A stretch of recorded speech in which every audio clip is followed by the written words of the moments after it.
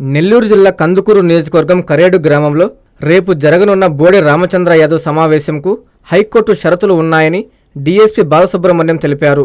ఈ మేరకు ఆయన తన కార్యాలయంలో మీడియాతో మాట్లాడుతూ సమావేశానికి 100 మందికి మించకుండా ఉదయం 11:30 నుంచి మధ్యాహ్నం 1:30 వరకే సమావేశాన్ని నిర్వహించుకోవాలని సూచించారు. హైకోర్టు ఉత్తర్వుల నేపథ్యంలో ఈ సమావేశానికి బయట గ్రామస్తులు ఎవరికి అనుమతి లేదన్నారు. ఎవరైనా హైకోర్టు షరతులను ధిక్కరిస్తే వారిపైన చట్టపరమైన చర్యలు తీసుకుంటామని డీఎస్పీ హెచ్చరించారు. ఈ సమావేశంలో కందుకూరు సిఐ అన్వర్ బాషా పాల్గొన్నారు. మరి రేపు ఈ కరేడు గ్రామానికి సంబంధించి గ్రామస్తుల్ని కలవడానికి ఈయన బీసీవై పార్టీకి సంబంధించి బోడే రామచంద్ర యాదవ్ గారు హైకోర్టు నుంచి పర్మిషన్ తీసుకున్నారు. ఉత్తర్వుల ప్రకారం ఆయన ఈ గ్రామస్తుల్ని కలవటానికి హైకోర్టులో రిట్ పిటిషన్ వేయటం జరిగింది.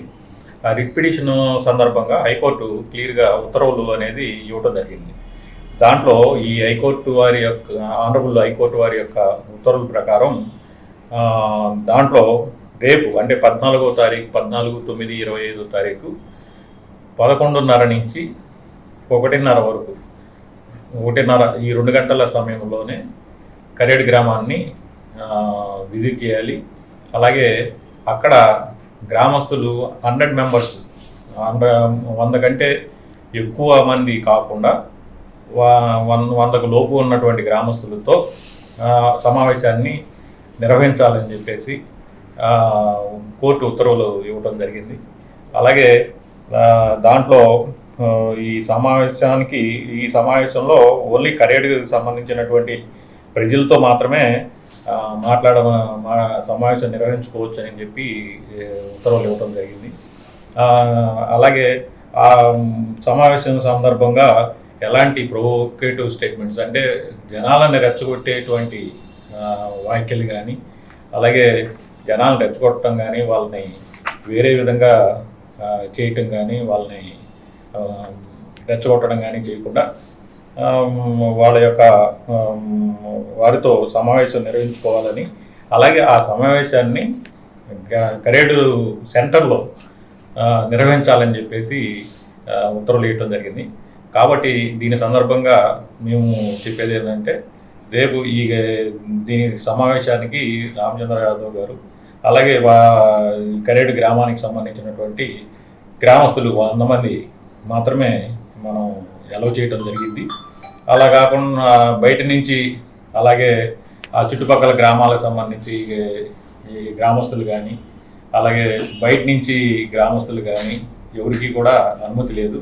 ఇది హైకోర్టు పరంగా ఇచ్చిన ఆనరబుల్ హైకోర్టు ఇచ్చినటువంటి ఉత్తర్వులు కాబట్టి దాన్ని అందరూ కూడా పాటించాలి.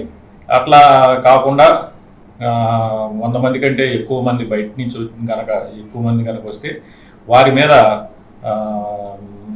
ఈ గౌరవ హైకోర్టు వారికి తెలియజేయడం జరిగింది. అలాగే వారి మీద చట్టపరమైనటువంటి చర్యలు అనేది తీసుకోవడం అనేది జరుగుతుంది.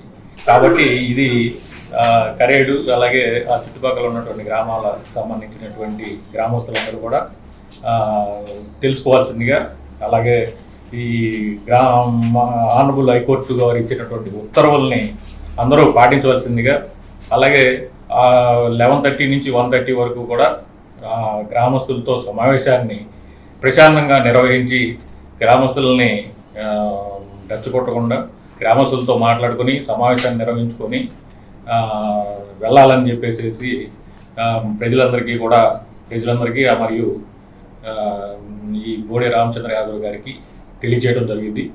ఇట్లా కాకుండా హైకోర్టుకి ఉత్తర్వులకు వ్యతిరేకంగా కనుక ఏదైనా కార్యక్రమాలు చేసినట్లయితే వారి మీద ఈ చట్టపరమైనటువంటి చర్యలు అనేది తీసుకోవడం జరిగింది.